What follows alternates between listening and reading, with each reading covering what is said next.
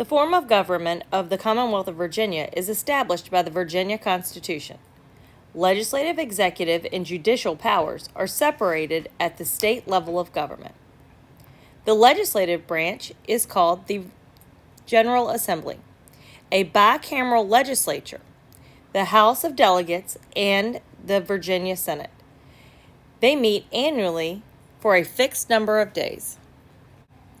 In accordance with the Virginia Constitution, the General Assembly convenes in a regular session on the second Wednesday of January. In even-numbered years, the legislature meets for 60 calendar days. Short session occurs in odd-numbered years, and the legislature meets for 30 days. However, that number traditionally has been extended to 45 calendar days. In this illustration, you see a hand holding up 2 fingers. That is because the General Assembly has a bicameral legislature, meaning 2, the House of Delegates and the Virginia Senate.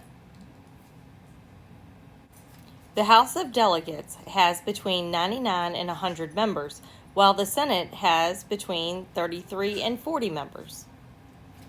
The General Assembly is responsible for making laws in Virginia.